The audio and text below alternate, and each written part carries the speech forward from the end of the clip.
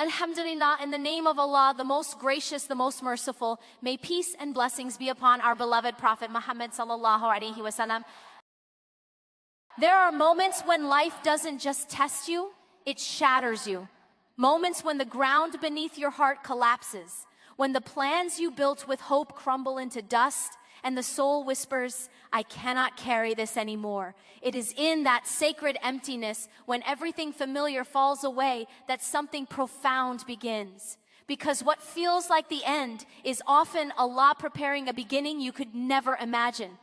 Allah says He is Al-Latif, the most subtle. His plan does not always arrive wrapped in ease. Sometimes it comes through loss, through delay, through unanswered prayers that feel like silence. But divine silence is not absence. It is precision. It is Allah working in the unseen, rearranging your heart before He rearranges your life. When Allah breaks what you were holding on to, it is not cruelty, it is mercy. Because some attachments block us from Him. Pain you feel is real. The nights where tears fall without sound, the weight of waiting, the ache of loving and losing, Allah sees all of it.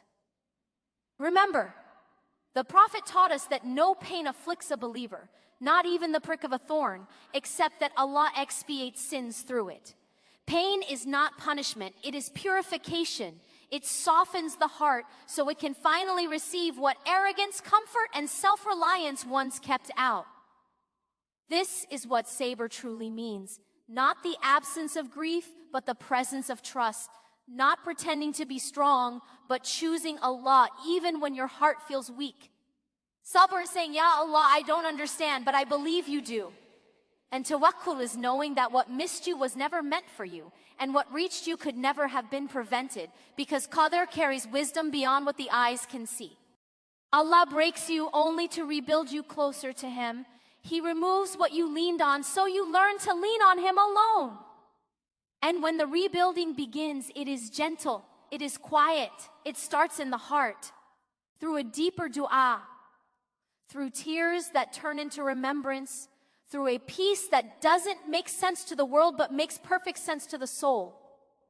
Allah says that truly, in the remembrance of Allah do hearts find rest, not in answers, not in outcomes, but in remembering who is in control. When you forgive, you release yourself.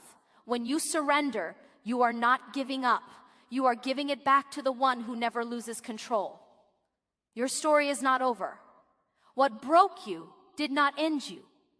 It shaped you, refined you, redirected you. And one day you will look back and realize the breaking was the rebuilding. The loss was the mercy. And the pain was the path that led your heart back to Allah. Brokenness is often the doorway to divine transformation, because it strips away the illusions we unknowingly rely on. When everything is intact, when life flows according to our expectations, the heart quietly begins to trust itself more than its creator. We start believing that our strength, our plans, our relationships, or our control will sustain us. But when Allah allows something to break, it is not to destroy us. It is to dismantle the false foundations we were standing on. In that collapse, the soul finally looks upward instead of outward. There is a sacred vulnerability in being broken. It is the moment when the heart is no longer armored by pride or certainty. When tears come easily. When dua is no longer polished but desperate. When you speak to Allah not with eloquence but with honesty. This rawness is beloved to Allah because it is real. Allah does not ask for perfection, He asks for sincerity. And brokenness delivers sincerity in its purest form. Often what breaks us is not the loss itself, but the realization that what we depended on was never meant to be permanent. Allah, in His mercy, removes what the heart clings to before it replaces Him entirely. When something shatters, it creates space. And Allah fills empty spaces with Himself. The heart that once sought security in creation begins to find rest in the Creator. This is transformation at its deepest level. When reliance shifts, when iman matures from theory into lived experience. Brokenness also humbles the soul. It teaches us that strength does not come from having control, but from knowing who truly does. In this humility, the heart becomes teachable again. It begins to see signs it once ignored, lessons it once resisted. Pain sharpens spiritual awareness. It awakens the heart from heedlessness and pulls it back from distraction. What felt like a fall was actually a return. Allah rebuilds differently than we imagine. He does not simply restore what was lost, He replaces it with something truer, a softer heart, a deeper trust, a faith that is no longer shaken by outcomes. Through brokenness, the soul learns that Allah is enough even when everything else is gone. And that realization changes everything. Allah's wisdom unfolds most clearly in moments of pain because pain slows the heart down enough to see what comfort keeps hidden. When life is easy, we rush past the signs of Allah, assuming that stability means approval and smoothness means correctness. But when hardship enters, it interrupts our certainty and forces us to reflect. In that pause, the heart begins to question, to turn inward, to search for meaning beyond what is visible. Pain becomes the lens through which divine wisdom is revealed. What feels like chaos is often precision. Allah's plan does not operate on human urgency or emotional timelines. He sees the entire picture while we see only fragments. When something is delayed, taken away, or altered against our will, it is easy to assume neglect. But Allah says He is never unaware of what we endure. His wisdom is not loud or immediate, it is deliberate. It unfolds layer by layer, often after patience has been tested and sincerity has been purified. Pain dismantles our assumptions about what is good for us. We think relief is mercy and difficulty is harm, yet Allah teaches that what we dislike may be good for us and what we love may be harmful. This truth becomes real only when lived. Through hardship, Allah protects us from paths that would have distanced our hearts from Him. He redirects us away from attachments that would have drained our souls. In this way, pain becomes guidance, even if it does not feel like it at first. When the heart is hurting, dua changes. It becomes quieter, heavier, more truthful. We stop asking for what we want and start asking for what Allah knows is best. This shift is wisdom being planted. Allah uses pain to teach the soul surrender, not as weakness, but as trust. Tawakkul is not born in ease. It is forged in uncertainty. Only when outcomes are unclear do we truly learn to rely on Allah rather than our expectations. With time, clarity arrives, not always in the form of answers, but in the form of peace. The heart begins to recognize that Allah was guiding, protecting, and shaping it all along. What once felt unbearable is understood as necessary. Pain becomes proof of care, not abandonment. And the wisdom that once seemed hidden becomes the very thing that strengthens faith from the inside. Surrender precedes true healing because the heart cannot mend while clinging to what it cannot control. We spend so much of our lives resisting the currents of fate, holding tightly to outcomes, people, and circumstances, believing that our persistence alone can secure company, comfort, or happiness. But Allah reminds us that true relief comes not from our control, but from our submission. When we release the illusion that we are the architects of everything in our lives, we make space for divine intervention. Surrender is not giving up, it is giving over. And in that giving over, the soul finds its first breath of freedom. There is a profound serenity in recognizing that Allah knows what we do not. Human hearts are limited. Our vision is clouded by desires, fears, and fleeting perspectives. We see only moments, while Allah sees the entirety of our lives. When we surrender, we acknowledge this reality, and in doing so, we stop fighting the flow of His plan. The act of surrender softens resistance, and where resistance once caused tension, anxiety, and despair, now there is room for healing. The wounds do not vanish immediately, but they are no longer poisoned by our struggle against what is. Surrender also teaches humility. The heart learns that its own efforts, while meaningful, are part of a greater orchestration. What we cannot shape or secure is not a failure. It is a reminder that reliance on Allah is the source of strength. Through this humility, the soul begins to realign, finding comfort in the divine presence rather than in temporary solutions or human expectations. Healing that follows surrender is deeper because it is rooted in trust, not in chance or circumstance. Emotionally, surrender brings clarity. When the mind stops obsessing over what should have been or might be, it can observe the lessons hidden in each trial. Pain is reframed not as punishment, but as guidance, an invitation to draw nearer to Allah. The heart, once tense with resistance, begins to open to mercy, to wisdom, and to patience. This openness allows wounds to transform into strength, regrets into reflection, and loss into spiritual insight. Healing is not a straight path. It is a gentle unfolding, and surrender is the key that unlocks it. Every act of letting go, every whispered dua of acceptance, every quiet acknowledgement that Allah knows best becomes a step toward restoration. The soul, once burdened, begins to rise, not because circumstances changed, but because the heart aligned with the one who heals beyond what eyes can see. What breaks the ego strengthens the soul, because the illusions we build around ourselves often blind us to our need for Allah. The human heart clings to pride, control, and self-sufficiency, believing that independence equates to strength. We measure ourselves by achievements, by the approval of others, and by the solidity of our plans. Yet these are fragile foundations. When life dismantles what we thought defined us through failure, loss, or humiliation, the ego resists violently, but the soul quietly awakens. What feels like a collapse is often a liberation, a divine invitation to release what was never meant to carry the weight of your existence. Allah breaks the ego not to punish but to purify. He strips away what distracts, what deceives, what distances the heart from reliance on Him. The soul learns humility not in comfort but in confrontation with its limitations. When pride falls, gratitude rises. When self-reliance shatters, tawakkul emerges. The heart, once clinging to illusionary control, begins to recognize its true dependence on the Creator. The deeper the break, the more profound the opening for spiritual growth. Weakness in the ego becomes strength in the spirit. Pain and failure teach truths the mind alone cannot grasp.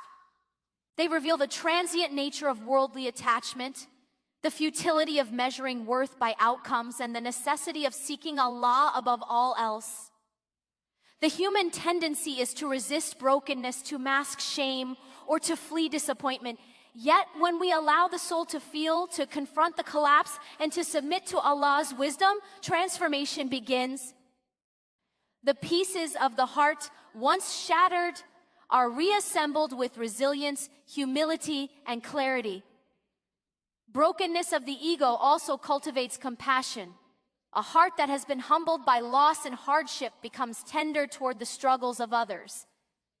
Pride once isolated it, but surrender connects it to shared human vulnerability. The soul gains insight into mercy, patience, and forgiveness, qualities it could not have truly grasped while imprisoned by arrogance or self-centered strength. Ultimately, the breaking of the ego is a sacred act of spiritual alchemy. What appears as weakness is refined into enduring faith. What seems like defeat becomes a foundation for deeper reliance on Allah.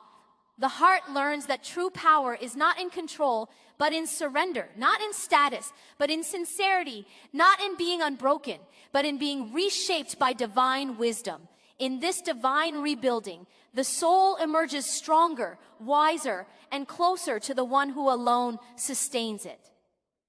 Allah rebuilds hearts through trials, not comfort, because ease rarely awakens the soul to its true need for Him. When life is smooth, the heart can drift in distraction, assuming that stability is a sign of divine favor, when in reality, it may simply be a test of heedlessness. Trials, on the other hand, strip away complacency. They confront the heart with its vulnerability, its dependence, and its longing for something beyond what the world can give. In the same moments when the familiar supports crumble, the heart is forced to turn inward and upward toward Allah, who alone is unshakable. The process of rebuilding through hardship is subtle yet profound. Pain shakes the foundations of false security, but in doing so, it allows divine guidance to seep in. A heart that relied on people, plans, or possessions begins to recognize that true refuge is not external. It is with the one who controls the unseen, the past, the present, and the future. Allah uses the disruption caused by trials to redirect the heart's gaze from fleeting comforts to eternal truths. What feels like destruction is often preparation for a renewal that the soul could not have accessed otherwise. Trials also cultivate depth in the heart. Comfort often leaves the heart superficial, untouched by reflection or spiritual longing. But difficulty awakens contemplation, dua, and reliance. It teaches patience in a way ease cannot. The Prophet reminded us that no calamity befalls a believer except that it expiates sins and elevates ranks. The soul learns resilience, not through being shielded from harm, but through surviving it with faith intact. Each trial becomes a brushstroke in the reshaping of character, a gentle reminder that strength is born from surrender and trust. In the midst of trials, the heart begins to rebuild with greater wisdom and clarity. It learns to release what was never meant to last, to forgive what was burdensome, and to embrace what aligns with divine wisdom. The softness that comes after hardship is not weakness, it is a sign of a heart purified and realigned. Through this divine craftsmanship, the soul emerges renewed, more attuned to Allah, and more capable of love, gratitude, and reliance that goes beyond circumstance. Comfort alone cannot achieve this transformation, for it is the friction of trials that molds the heart into its most faithful and resilient form. Pain refines iman and redirects attachment because it reveals the fragility of worldly reliance and the permanence of divine support. When life is comfortable, it is easy to trust in possessions, achievements, or relationships to sustain the heart. We measure security by stability, and we invest our hope in what can fail. But when difficulty arrives, through loss, betrayal, or disappointment, the illusions we cling to are exposed. The heart realizes that human support is temporary, and only Allah's presence endures. It is in this revelation that iman is purified, strengthened, and made resilient. Suffering teaches the believer to recalibrate priorities. What once seemed essential, the applause of others, the validation of society, or even our personal plans, loses its weight in the face of trials. The soul begins to seek permanence in Allah rather than transience in the world. This redirection is not imposed forcefully, but cultivated through the gentle yet persistent reminders embedded in hardship. Each tear, each pang of waiting, each moment of longing becomes a lesson. The heart can only find true contentment in reliance on its Creator. Pain also deepens spiritual consciousness. When comfort surrounds the heart, the distractions of life are abundant and attention often drifts away from the divine. But suffering focuses the heart, pulling it back to remembrance, reflection, and dua. The believer begins to understand that trials are not punishments but opportunities for growth. Allah's wisdom in shaping hearts becomes apparent in moments when human understanding falters. Patience, gratitude, and trust take on new dimensions, and iman is tested and purified in ways that joy alone cannot achieve. Moreover, pain fosters humility. The soul recognizes its dependence, and arrogance or self-sufficiency gives way to submission and surrender. When attachments are stripped away, the heart naturally gravitates toward the eternal rather than the ephemeral. The believer learns to hold loosely to the world while holding tightly to Allah. This realignment transforms suffering into a tool of spiritual refinement, a means by which the heart is softened, redirected, and prepared to embrace divine guidance with sincerity and trust. Ultimately, the refining process reshapes the believer's inner world. What was once fragile becomes resilient, what was once distracted becomes focused, and what was once shallow becomes profound. Through trials, iman is not merely maintained, it is deepened, and the heart learns to anchor itself where it will never be shaken. In Allah, the everlasting, the most merciful, the one who turns every hardship into a source of illumination. Waiting is an act of worship when filled with tawakkul because it transforms moments of uncertainty into opportunities for spiritual growth. The human heart naturally seeks immediate resolution, yearning for clarity, comfort, and fulfillment. We measure our lives by outcomes and mark our days with the progress of our desires. Yet Allah often asks the believer to pause, to sit in the space between longing and fulfillment, and to place complete trust in Him. In this sacred pause, waiting becomes more than endurance. It becomes devotion, a quiet expression of reliance on the one who orchestrates all things. Tawakkul, or trust in Allah, turns waiting into a profound act of worship. It is not passive resignation, it is active reliance. The believer does not cease to strive or prepare, but every effort is accompanied by surrender. Every plan is tempered with dua, and every hope is framed by the understanding that Allah's wisdom surpasses human comprehension. Waiting, then, is not wasted time. It is the refining of patience, the cultivation of reliance, the strengthening of the heart's connection to its Creator. In moments of waiting, the soul learns to let go of control. The heart comes face to face with uncertainty, yet finds security in the certainty of Allah's knowledge and mercy. What feels like delay is often divine timing, orchestrated with precision, ensuring that the outcome will be perfect for the believer's spiritual and emotional growth. The Quran reminds us that Allah knows what is unseen, and that His decree is always just and wise. Understanding this, the heart begins to rest, even amidst apparent stagnation. Waiting also fosters gratitude and reflection. The believer begins to notice subtleties that might have been overlooked in haste.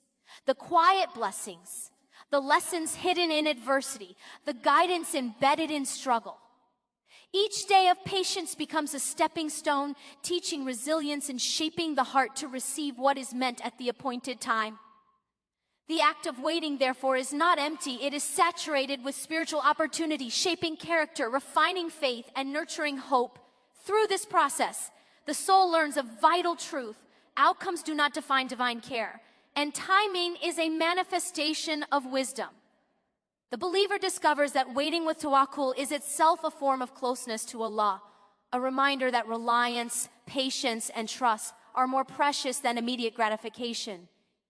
In surrendering to divine timing, the heart is gently molded, prepared to embrace what comes with peace, gratitude, and unwavering faith, knowing that Allah's plan is always the best plan. Loss is sometimes protection in disguise because the heart often cannot see the wisdom behind what is taken away. When something we love, depend on, or hope for is removed from our lives, it feels like devastation. Our minds race to understand why.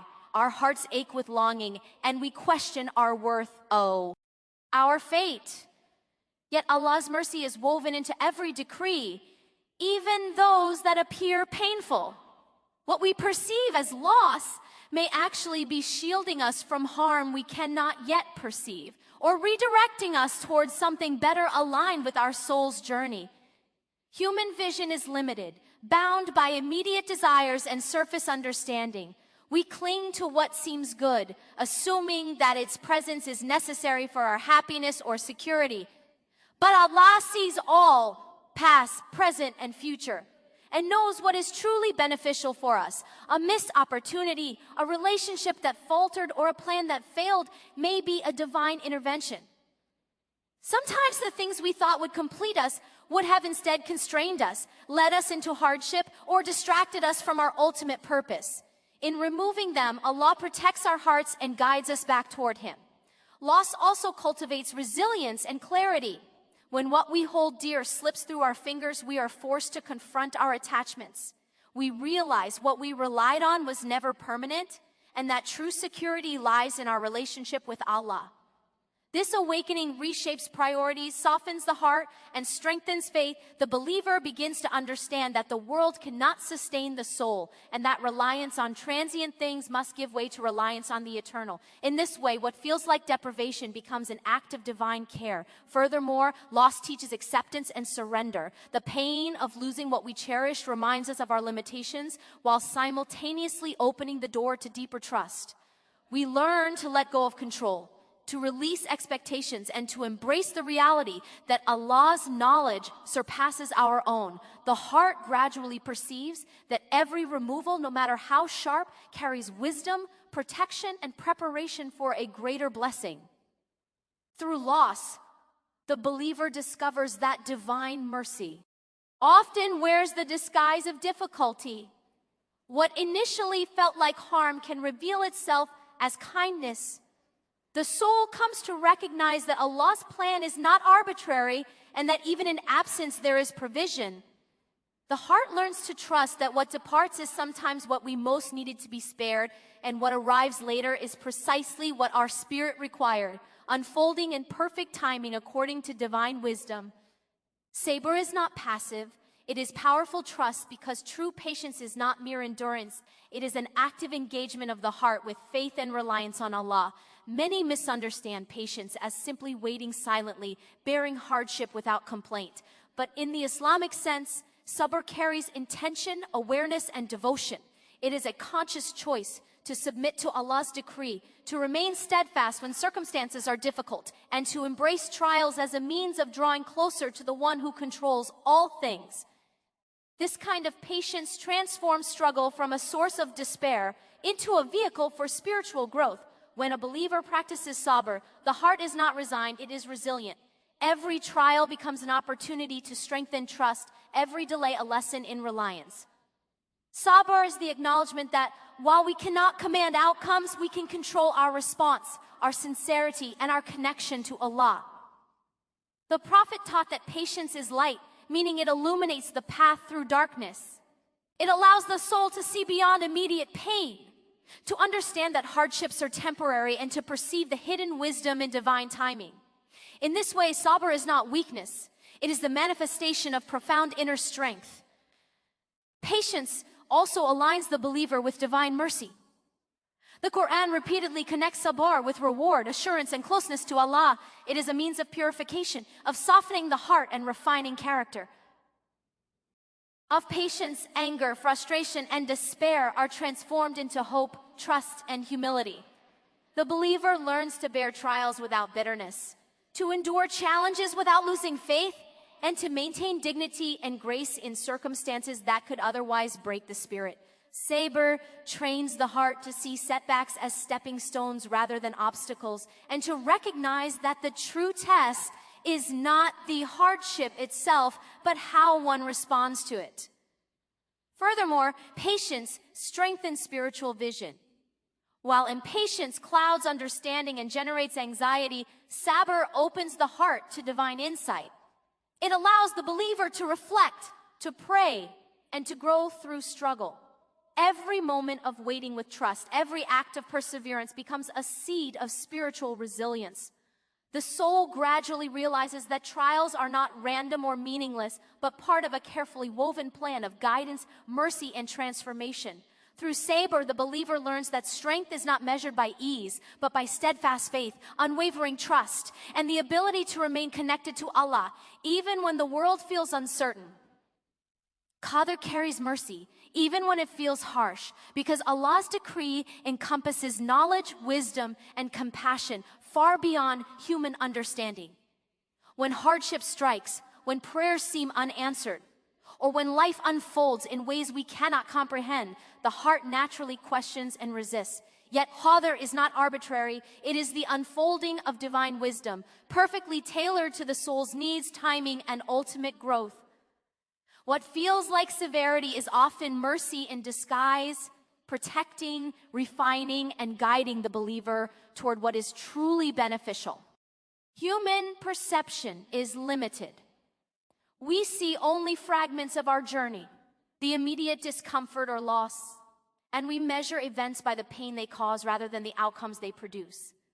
But Allah sees the entirety of our existence, the past we cannot foresee, the consequences of our choices, and the subtle ways trials shape our character. When Qadr brings what we do not desire, it is not rejection, it is redirection. The divine decree shelters us from outcomes we cannot yet perceive, guiding us to what will ultimately sustain our faith, heal our hearts, and bring us closer to Allah. Qadr also teaches acceptance and surrender. When the soul recognizes that every moment, every setback, and every blessing is part of Allah's design, a deep trust begins to form. The believer learns that struggle is not meaningless and that ease is not always a sign of divine favor. Even when life feels heavy, the heart can find peace in understanding that nothing is wasted, nothing is random, and every decree carries wisdom. This perspective transforms hardship from despair into guidance, from burden into blessing. Moreover, Qadr cultivates patience and humility. The believer realizes that control belongs solely to Allah, and the illusion of self-sufficiency is replaced with reliance on Him. The heart learns to navigate trials with grace, to endure difficulties without bitterness, and to remain hopeful even when outcomes are uncertain. Mercy within Qadr is subtle. It often arrives not in the removal of hardship, but in the protection, refinement, and growth that hardship provides. In understanding Qadr, the believer begins to see that what initially appeared harsh is part of a merciful orchestration. Pain, delay, and loss are not signs of neglect, but instruments of divine wisdom. The soul learns to trust, to wait, and to embrace life fully, knowing that every decree, whether joyous or challenging, is a manifestation of Allah's mercy, perfectly timed and perfectly measured, for the ultimate good of the heart and the eternal well-being of the believer. Healing begins when reliance shifts fully to Allah, because the heart can never be truly restored while it clings to that which is temporary, fragile, or insufficient. Often, we seek comfort in people, possessions, or outcomes, hoping they will soothe the ache inside. We turn to what is visible and tangible, expecting it to fill the void that only the divine can truly reach. Yet these forms of reliance are limited. They may offer fleeting relief, but they cannot mend a heart in need of infinite mercy, guidance, and presence. True healing begins when the soul stops searching outward and turns completely inward toward its Creator. This shift requires surrender, trust, and recognition of our dependence on Allah. When the heart fully submits, it acknowledges that nothing happens outside of His wisdom, and that every moment of pain or confusion has a purpose in His greater plan. Reliance on Allah does not mean passivity. It is a dynamic engagement of faith, prayer, and action guided by trust. The believer works, strives, and prays, but each effort is coupled with the understanding that the outcome rests in divine hands. This alignment releases the burden of control and opens space for peace to enter the heart. Relying entirely on Allah transforms the experience of suffering. Pain is no longer a source of despair, but a means of purification, reflection, and closeness. The heart learns to rest in His knowledge, to seek solace in remembrance, and to trust that every difficulty carries a lesson or a hidden blessing.